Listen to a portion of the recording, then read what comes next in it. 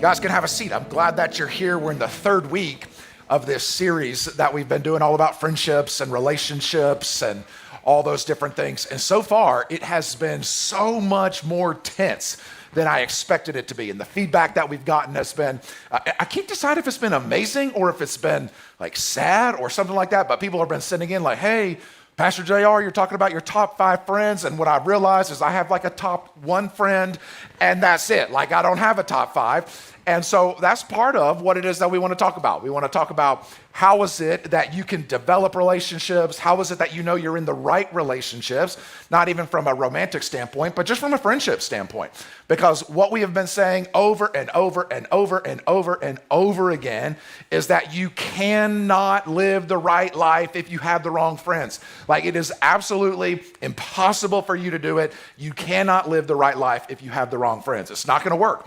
I know how people are though. They'll be like, well, I hear what you're saying, and that's mostly true, and I kind of believe it. Listen to me. You need to fully believe it because it is kind of true, mostly because it's all the way true. That is the reason that you think that it's kind of true. It is all the way true. There is no way around this thing. And so some of the stuff that we've been talking about, we've talked about the fact that your inner circle, that group of your main friends, they're going to have to be a couple things. One, they're going to need to be committed to Jesus just like you are. If they're not, that's going to lead to some problems down the road. Another thing that they need to do is they need to be there for you in good times and in bad times. And I do mean both of those times, because there are people that'll be with you in bad times. You need some people who can celebrate with you in the good times. And a lot of people won't celebrate with you in the good times because they're jealous of the fact that you're experiencing a good time. And so you need somebody who really can do both, and somebody who is truly excited about both of those things. Another thing, and this is a big one, this is kind of the one that we're going to talk about the most today, most likely indirectly, is the fact that your true, real deal friends need to be able to tell you the truth even when you don't want to hear it. I probably could say your real deal friends need to be able to tell you the truth, especially when you don't want to hear it.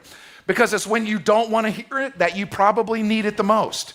And so are you the kind of person that has people in your life that can tell you, listen to me, this is important, not their truth, they can tell you the truth.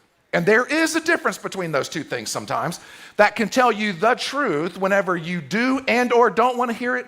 And are you the kind of person that's willing to speak that truth into the lives of other people? You want friends, your inner circle. You want friends that extend grace and that extend forgiveness. Like you want people like that. The alternative is people who are not graceful and people who are unforgiving. So nobody's like, I want some ungrace-filled, unforgiving friends. Like nobody wants that. But yet a lot of us, that's what we have. And a lot of times the reason that we have that is because that's who we are, whether we want to admit it or not. Because here's another truth that you can't get around. You attract who you are. I think I mentioned this last Sunday, and this is one of the things that made it really, really tense, was that when a person keeps on ending up in bad relationship after bad relationship after bad relationship after bad relationship, and they're like, I don't know what's going on. The reason that tends to happen is because you attract who you are. And so when that keeps happening, you need to ask yourself some questions, not just the other people some questions. Does this make sense? Nod at me, say yes. Last week I gave y'all a bye. And the reason I gave you a bye is because it was time change week. And I kind of didn't want to give this crowd the bye because this is the 11:45 crowd. Y'all don't really need a bye on time change week. But this week, there is no bye being extended. Like help me help you by showing me that you're a living person, right? Because preaching to the alive is so much better than preaching to the dead, you know? And so when you nod at me or you shake your head, you can even disagree. That's okay. I mean, everybody has the right to be wrong. You can do whatever it is you need to do, but just let me know that you're sitting there, right?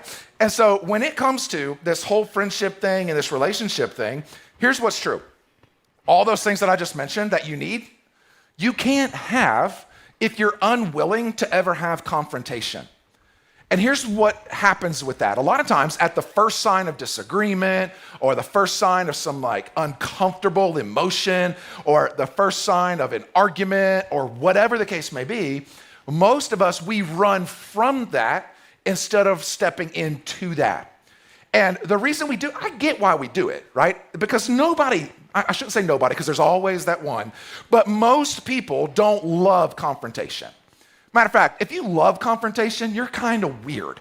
Like it's okay to be okay with confrontation, but really like loving it, that's almost strange. I don't even know if that's wise. But what we do want to do, and I'm talking about this with our own staff, like we're spending a lot of time on this, of how it is that we're supposed to step into confrontation, because if there's never any confrontation, it means that there's no passion. And we want passion in all of our relationships, do we not? Like friendships, romantic relationships, all that. We want that. We don't want just robots who just sit around and do, yes, you, whatever you want to do, whatever you want to do. That gets old like really, really quick. Some of you are like, that sounds awesome. It would for like a week. And then after that, you would realize this is not really what I signed up for. And so when it comes to these relationships, if we're not willing to step into conflict, we're not going to get where we want to go. And I don't mean that in a romantic way. I mean that from the standpoint of real deal friendships. And I don't know how you are. I'm just telling you, the way that I am right now, after all these years of doing this, I've been doing this for a minute now. I used to always be like, God, what do you want me to say? What do you want me to preach? Blah, blah, blah. And I still do that. But what happens 99% of the time, it's what it is that God's doing inside of me. I just preach that and just start talking about what it is that's happening inside, because that makes things more fresh. And fresh bread is way better than stale bread, right? I like when it comes to bread. And by the way, this is a side note. Whenever I cut my dog's nails, which I did yesterday, I always have to give him something because he hates it so much. So I get that end piece of bread with all the crust on it. How many of you eat that piece? Raise your hand. I'm praying for you. Because I was just thinking about it yesterday, how disgusting that is. Like, why would anybody eat that piece? That is for your pets. Nonetheless, let's move on to the next thing. Here's what it means. Sorry for that ADD moment, but by the time you come to 11:45, I've preached 3 times, so I'm allowed a few extra ADD moments. When it comes to this, these disagreements and stuff in relationship, I get why you don't want to do it, because it just seems like it'd be so much better if everybody just got along and everybody just did what they were supposed to do. Right? I mean, my job would be so much easier if everybody just got along and everybody just did what they were supposed to do. There'd be no divorces, there'd be no breakups, there would be just all the time amazing awesomeness. Like that's what it seems like there would be. But the truth is, we're human beings and we jack things up, right? You do, I do, we all do. If you're the kind of person who thinks like, yeah, everybody else always messes everything up, listen, that may be true, but you are equally as guilty. Okay, and somebody needs to know, like, let you know that we are an equal opportunity offender kind of church. And I'll just let you know, like, I mess things up, you mess things up, we all do it together. If you're looking for a perfect church or a perfect pastor, after you leave here, just try to find a new one, because we are not that. And I will say, though, like, if you find somebody who pretends to be perfect, they're the ones who usually have the most to hide, just as an FYI. Because there are no perfect people. That's why we serve a perfect Savior. Does this make sense to you? And so I get, though, why it is that we want to make peace and why it is we want to try to have peace. Because, I mean, Jesus did say, Matthew chapter 5, verse 9, blessed are the peacemakers. Say peacemakers. It's important. That word's important. That's why we said it. Let's do it one more time. Say peacemakers. For they, who? The peacemakers, will be called the children of God. Now, the wording of this is super important. He said, blessed are the peacemakers. What he did not say is, blessed are the peacekeepers. Now, there is a dramatic difference between a person who is a peacemaker and a person who is a peacekeeper. Okay? Like, for example, a peacekeeper is somebody who constantly walks on eggshells around people because they're afraid of either offending them, or they're afraid that they're going to get upset, or they know that they're kind of cranky. Sometimes you're a peacekeeper with your kids. You can be a peacekeeper with your spouse. You can be a peacekeeper with your friendships and different things like that.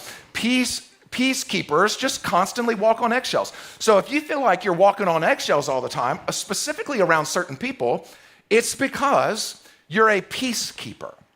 Now, another thing that peacekeepers do is they don't usually share how they really feel, and you'll start apologizing for things you didn't even do.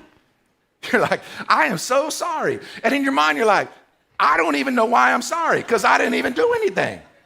But the reason you say you're sorry is because you want the argument to end, you want peace. And so you will just sacrifice your own wants and needs and desires and thoughts, and you'll start apologizing for things you did not even do. And you'll start thinking in your mind, I am extra godly because I'm willing to keep the peace, but Jesus never told us to keep the peace. He told us to make the peace. And there is a difference. We'll get to it in a minute. Peacekeepers often feel taken advantage of, and they think that they're doing what's best for the relationship. But when you are a peacekeeper, here's the byproduct, I should say. The byproduct is like resentment. The byproduct is distance. And then the byproduct is this, surface level relationships. Like, we live in a culture where it's really easy to have surface level relationships with just about everybody. I mean, I've got thousands of people on Facebook and Instagram and Twitter and all these things. And at best, most of them are surface level relationships. Those are the people that I actually know that are on there at some level. But I don't like surface level relationships that much. Like, it's fine to have some, and you should, and you're going to if you're a human being that's out and about. But what if the only relationships you have are those? And here's what's crazy. Surface level relationships don't have to be somebody on social media. You can have a surface level relationship with somebody who lives in your house. A spouse can have a surface level relationship with their spouse. Matter of fact, many of them do. That's one of the reasons that when kids graduate and leave the house, so many people get divorced. Because they didn't have a relationship with each other. They had a relationship that revolved around the kids, and now that the kids are gone, they don't know what to do. What that is indicative of is not irreconcilable differences. What that is indicative of is a surface level relationship that went undiagnosed for a long time. And so what we want to do is we want to figure out, okay, I don't want that. Like, when my kids are out of the house, I want to party. That's what it is that I want to do. Right? Like, we had kids young and we did it on purpose, okay? And the reason we did it was because we want to be able to just enjoy each other, enjoy life, all those different things. I don't want to be like, oh, everybody's gone. What am I supposed to do? Instead, I want to be like, everybody's gone. We can do whatever the heck we want. But you can't do it if you just have surface level relationships with people.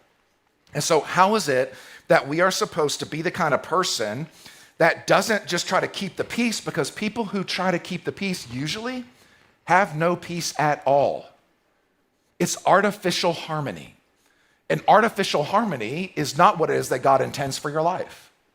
So when we think about this, we think about it this way, like peacemakers, not peacekeepers, peacemakers. Peacemakers embrace conflict in order to make the peace.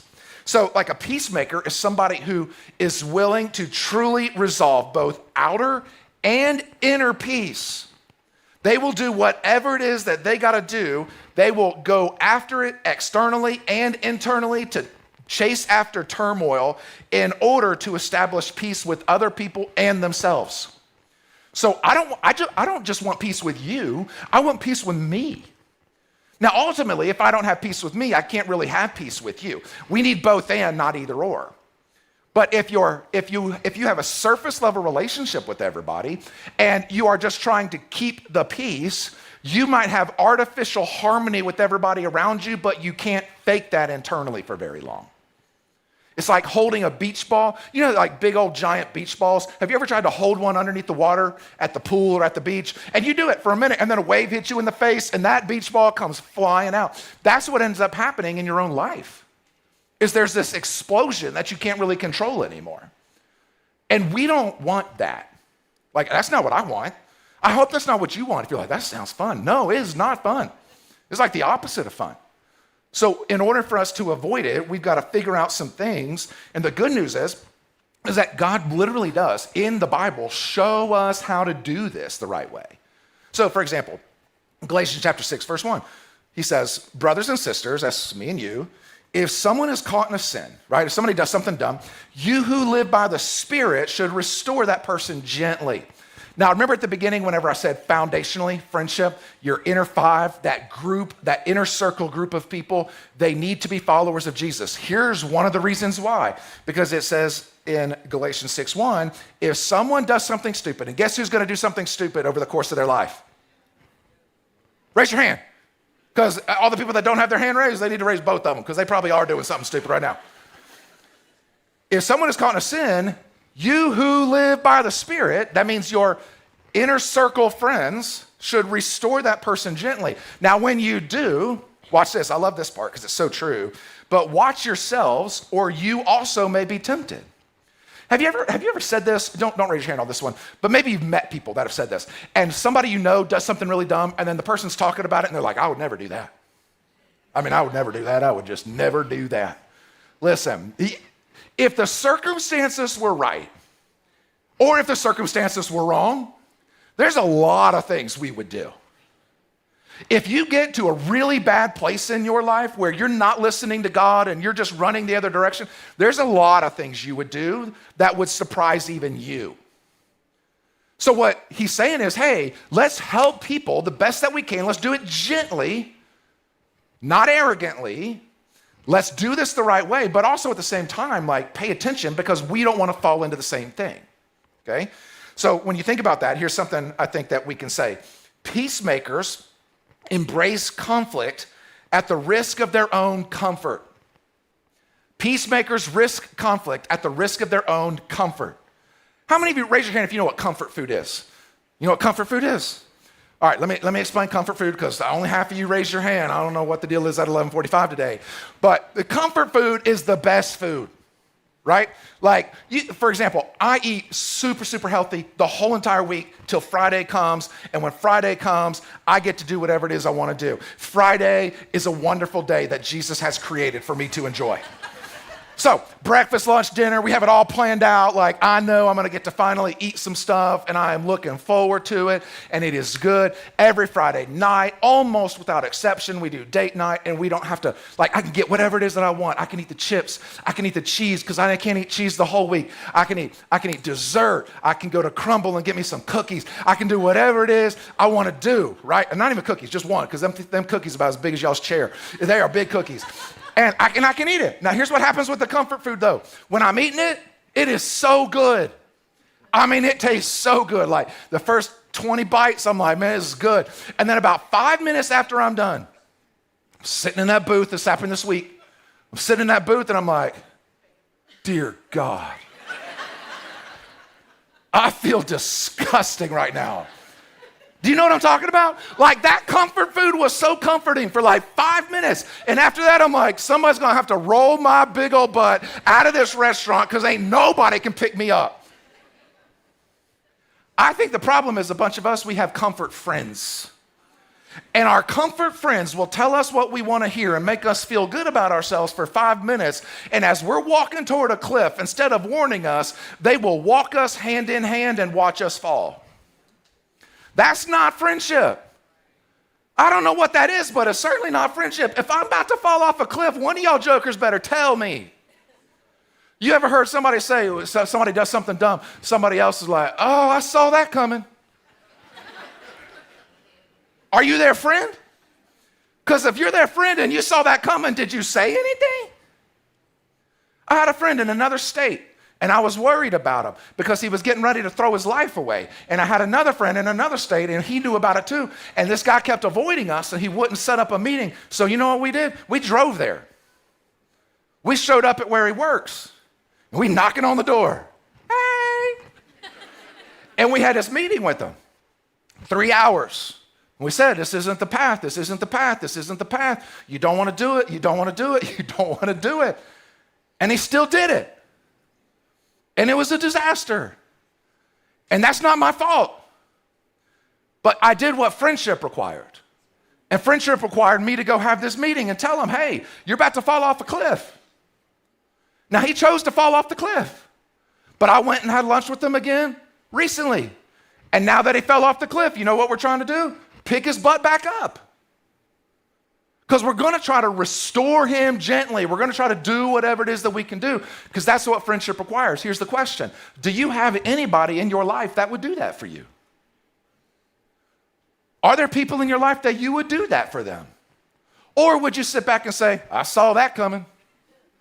Because if you're in my life and you would just say, I saw that coming, but you wouldn't be willing to tell me, please exit. Because I want some people that when this is how you know you're real friends. How many people do you have to step over or step around in order to throw your life away? But here's what scares me. I think most people don't have anybody they have to step over or step around. Because our friendships aren't where they need to be. We didn't think they were important enough to really build them. And God tells us we can't do life unless we do it in community with other people. Well, I'm just a loner and I'm a self-made man and I can do things by that is not true. You can say it all you want because it makes you sound tough, but it's a lie. Because you don't know better than God. And God said you're supposed to be in relationship with people. I guess I got to go back to the beginning of this message when I said this one's not going to be as intense as the other two. Because y'all are looking at me like I just stole your baby or something like that, half of you. Here's what we know. Honesty breeds harmony. Honesty breeds harmony. Honesty is so hard for people that are peacekeepers because whether it's a fear of somebody disagreeing with them or a fear of offending somebody or whatever the case may be, what we end up doing if we're a peacekeeper is we end up just disregarding our own thoughts and we go along with everybody else's. And we never have an opinion about anything and we never speak up. A peacemaker, on the other hand, speaks the truth, but they do it in love. They speak the truth in love. That means they do it with wisdom. They don't do it foolishly. They do it with wisdom. When they are offended, they're hurt. And how many of you should know this? Like if you've been in relationship with somebody for a long time, I'm talking about friendships, by the way. If you've been in relationship with somebody for a long time, you're going to, at times, do something that is offensive to them. You're not that good. Like you're going to say something the wrong way, you're going to not return the call, you're going to leave them on red, whatever the case may be, and you're not going to do what it is that you should have done in the time period that you should have done it. So what do you do in that moment? If you are a peacemaker, then you will approach that person and you will seek their forgiveness. You own it. Own your mistake. There's going to be times people hurt you and there's going to be times you hurt other people. Just own it. But do you have people in your life that can be honest? Here's something honest. I didn't even mean for this to be an illustration today. It was at 10:15. It was not at 9 o'clock. At 9 o'clock, I came to church, and for like the first time in I don't even know how long, I got dressed all by myself. That means that I picked out my own clothes. I'm colorblind, so I got to be real careful. So I show up, I do my thing, I come off the stage, and we didn't even make it back to the room where it is that I hang out for a minute and work on the message. And Devin goes, I got to go. I'm like, why? She goes, cause I got to go buy you a shirt. I was like, why you got to buy me a shirt? I'm wearing a shirt. Because you look ridiculous in that shirt right now. I'm like, oh God. But guess what? I would rather her tell me that on the front end than let me preach to a few thousand people and look ridiculous the whole entire time. So I've only owned this shirt for like, I don't know, 45 minutes or so.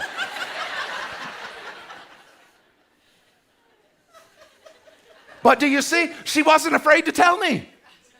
I would rather her tell me than me get home and be like, you look stupid for 3 worship experiences today. Well, there's a dang store right across the street. Why didn't you help me out? Who can be honest with you? Here's a second one, just for sake of time. Peacemakers bring people back instead of paying people back. They bring people back instead of paying people back. It's a massive difference between those two things. Listen to this, James chapter 5, verse 19 and 20. My brothers and sisters, if any of you should wander from the truth and someone should bring that person back, remember this, whoever turns a sinner from the error of their way will save them from death and cover a multitude of sins.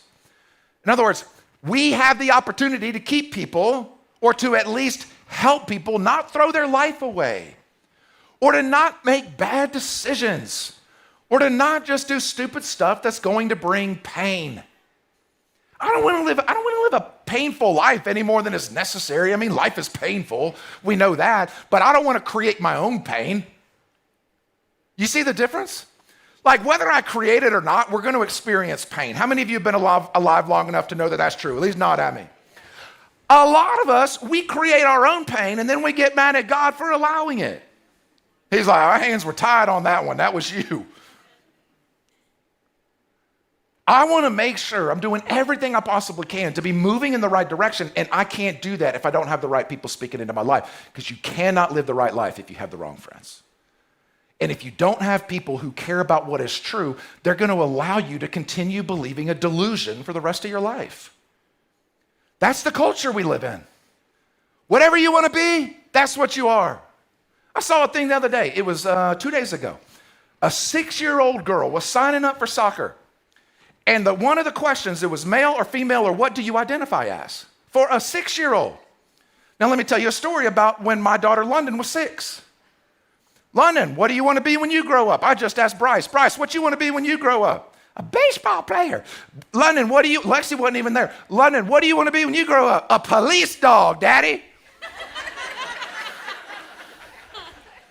My daughter, who is a girl, this is what happens with daughters, they're girls. I should not have to say that. She wanted to be a police dog. And she was serious. 100%. Did I start barking at her for the rest of her life? No, I said, honey, you can't be a police dog. You can't be a police dog. Why not, Daddy? Well, first of all, it starts with this. You're a person. You can't be no dog. Well, if she would have been like, well, I think I'm a dog, I would have said, it don't matter what you think. Sweetheart, you're not a dog. You can be a police woman. You can't even be a policeman. You can be a police woman if you want to be a police woman, which she'd be a hilarious police woman. But she could be a police woman if she wanted to be. But she cannot be a police dog. Do you understand why it's not loving to let her grow up thinking that? But yet we have politicians who, if somebody tells us this at 6, they want us to bark at them. That's insane. Insane. I know in a room like this, I've said it all day. I know with this many people, someone's gonna be like, that, they should just be whatever they want to be. No. This is not hard. There's certain things that just aren't hard. Now watch this, because here's the point, right? The point is to tell the truth, but to do it in a loving way. Some people love having arguments just to have arguments.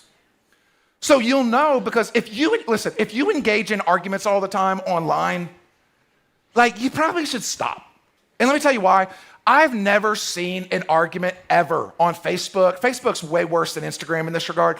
I've never seen an argument on Facebook where like 20 comments in, somebody says something and then everybody's like, oh yeah, you made a good point. We change our minds. Like, that doesn't happen. What happens instead is people who liked each other start hating each other. And people who didn't even know each other start hating each other. So we've got to be wise with how it is that we do this. Here's what we know. Disagreement does not have to equal disrespect. You hear people say, we got to balance grace and truth. Grace and truth, balance it. No. Don't balance it. First of all, balance is a myth in almost every area of life. You don't balance grace and truth. You give them 100% grace and 100% truth. 100% truth is, hey, Lundy, you can't be a police dog because you're a person. But the grace says, I did not approach her and say, what kind of dumb 6-year-old are you? No, I said, hey, honey, you can't do that because you're a girl. And that's awesome that you're a girl. And here's all the things that can happen because you're a girl. But one of the things that can't happen is you can't be a dog, right? Like, when we have conversations with people, our goal is not to pay them back. Our goal is to bring them back. Our goal is restoration, not condemnation. So with a friend, I'm not condemning him. With my friend that I went and met with, I wasn't saying, you're a moron. And if you do this, you're going to throw your life away and I'm going to laugh at you. No, it was, man, this is gonna break the hearts of thousands of people if you do this. Literally, if you do this, this is gonna be painful for you and for so many people. Let us help you. And then when he chose to keep doing it, on the back end, 3 years later, now we want to continue to do everything to restore, even though the bed that he is laying in is one that he made. Do you see this? The goal is not you, I caught you. The goal is I caught you. That's the difference. So you can't do that if your goal is to like be right. You can't do that if it's to find fault or to vent. The goal has to be restoration, not condemnation. The key to peace is to stop keeping it and to start making it. That's the key to peace in your relationships. Are you married? Guess what? If you've been married for more than a week, there's going to be conflict. And if you just insist on being a peacekeeper, you're going to avoid each other all the time because you don't want to have the hard discussion. Sometimes you need to have the hard discussion. Almost all the time you need to have the hard discussion. Now, you probably should be wise when you do it, but you need to have the discussion. Otherwise, you won't have a marriage because it will either end in divorce or because you will just have surface level relationships for the rest of your life and be sleeping next to somebody that you barely even know. And I promise you this, for those of you that are single and lonely is hard, but I am very much of the opinion that married and lonely is harder. It doesn't have to be that way. This, again, isn't a relationship series talking about romantic relationships. This is friendships, but it applies across the board. And so if we're not willing to have and to step into confrontation and to step into some of these discussions, then it's going to be very, very challenging for us to ever find our way out. And by the way, who was the greatest peacemaker of all time? We're in church. So one of the answers in church, if you don't know, just say Jesus. It's usually right. So who was the greatest peacemaker of all time? Jesus. And I'm not just saying that like a Sunday school answer, like he legitimately was. You think about Jesus, people always have this picture of Jesus and it drives me nuts. This is why so many guys didn't like coming to church for so long. I'm grateful that freedom is not like this. They have this picture that Jesus is like this blonde-haired, blue-eyed guy, which is hilarious, by the way. He definitely did not have either one of those. And he's holding a sheep and petting it and singing Kumbaya all day long. Kumbaya, myself, Kumbaya. Like, he's not doing that. That is weird. That's a weird, if he is singing a song, it's a better song than that. He's certainly not walking around petting a sheep. Jesus consistently had confrontation. He had confrontation with the religious leaders over and over and over again. He even went so far one time because they were charging money for people who were trying to go into the temple to receive forgiveness of their sins, and these people were raising the prices of all these different sacrifices, and Jesus goes in and starts throwing their tables everywhere. That doesn't sound like blonde hair, blue eyes, pet the sheep Jesus. No, he was one who was willing to have confrontation. He had confrontation with his best friends. One time, Peter's like, I ain't gonna let you get crucified. And Jesus says, get behind me, Satan. He wasn't calling Peter Satan, he was calling the spirit inside of him Satan. But he said, get behind me. In other words, not your will, but my Father's is gonna be done. And this is his will. That took courage. That is friendship. Jesus, you think about the fact that when you and I were born, well, let me read this verse to you. It says this, Colossians chapter 1. Once you, who is you? You and me, were alienated from God and were enemies in our mind because of our evil behavior. Who's he talking to? Every single one of us. In other words, it's like he's saying, hey, everybody out there at Freedom Church, all y'all. That'd be funny if Jesus said all y'all. All y'all so jacked up. All y'all.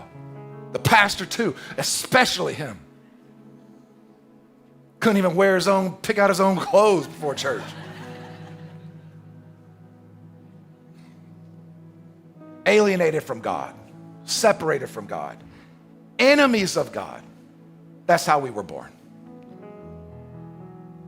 But now he, talking about Jesus, has reconciled you by Christ's physical body through death, that's why he died on the cross, to present you and me holy in his sight, without blemish and free from accusation. Watch this. Every day I wake up.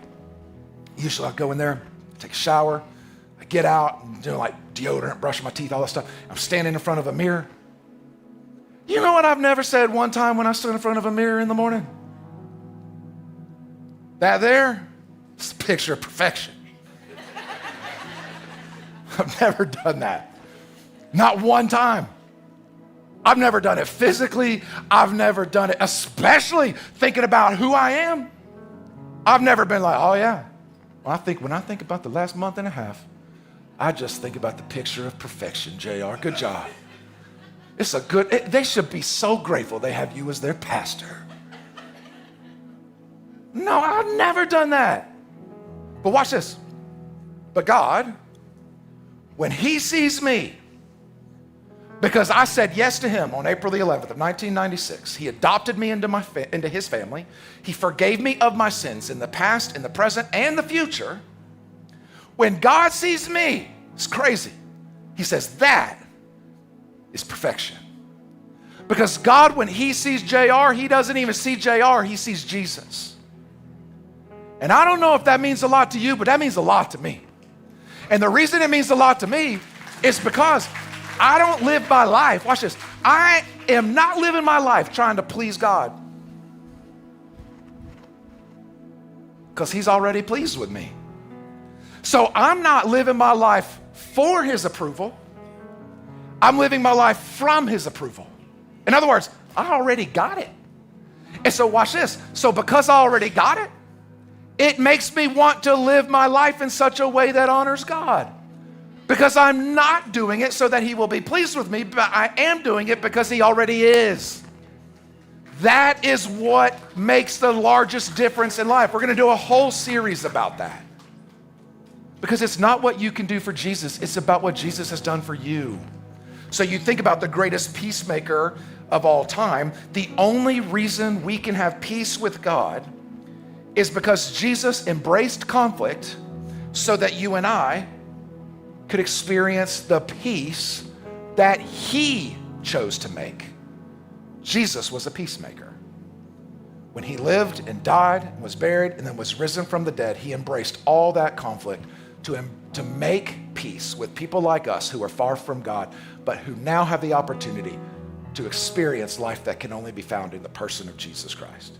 And if that's what Jesus did for us, that's what he gives us the opportunity to do in the lives of others, is to live at peace, not by keeping it, but by making it, stepping into conflict, doing what love requires. And as a result, our relationships will go to a level that we never thought possible. Whether it's with the friends that are in our life, the spouse that's in our life, our kids, our parents, our whoever the case may be, we can truly experience real peace if we're willing to start making it and to stop trying to keep it all the time. Would you bow your head and close your eyes all over the room? If you're here today, and I've kind of been all over the place, but if you're here and you heard me talk about how Jesus desires to make peace with you, who was an enemy with God. You want to know that your sin's been forgiven. You want to know that your life has been changed. You want to know that heaven is your home. If that's you, right where you are, I just want you to pray this prayer with me as I pray it out loud. It's not a magical prayer. It's just you doing what God said to do. Confess with your mouth that Jesus is Lord. Believe in your heart that God raised Jesus from the dead. And then as a result, you will be saved, changed, and forgiven. And so if that's you, right where you are, I just want you to pray this prayer with me as I pray it out loud. Just pray it in your own heart. Say, Lord, the best way I know how, I say yes to you. I turn from my sin. I turn to Jesus. I confess with my mouth that you are Lord. I do believe in my heart that you were risen from the dead. And so as a result, you said you would save, change, and forgive me. So Lord, that's what I'm asking you to do right here, right now. With your head still bowed and your eyes still closed. If you're here today, maybe you're watching online. If you're watching online and you just prayed that prayer, in just a second, I'm going to count to 3. And when I do, what I would love for you to do is for you to follow the instructions that you'll see right there on your screen. If you're in this room physically right here, right now, when I count to 3, if you just said yes to Jesus, I just want you to raise your hand and just leave it up long enough for one of our ushers to come and place a card in your hand. As soon as you get that card, just put your hand right back down. But without any further hesitation, if you're here today and you said yes to Jesus, right where you are, throw that hand up high. 1, 2, 3. Come on, all over this room. If that's you, we see hands on the left, in the center, in the back. Several people over on my right as well. If that's you, raise your hand high. Keep it up until you get that card. Once you get that card, you can put your hand down. That's great. Now do this. All over the room, if you would, just stand to your feet. I'm going to pray for you. The band's going to sing, and then we'll do one more thing at the end. Dear Lord, I love you. I'm grateful for you. I thank you for every person here. I pray that you would bless them in every single way. Lord, I pray that you would give us the courage that we need to do what it is that you've called us to do. Thank you that you care enough about us to give us instructions on how to have even something that seems small, just great friendships and great relationships. God, I pray that you would give us the courage we need to put this stuff into practice. It's not enough to hear it. God, we've got to hear it and obey. And so, God, that's exactly what it is that I'm asking you to do. In Jesus' name we pray. Amen. Our goal at Freedom has always been for you to leave encouraged, motivated, and different than when you first tuned in. We encourage you to think about one thing that you can take away from today's message and apply it to your week ahead. If today has impacted you in any way, we encourage you to check out the ways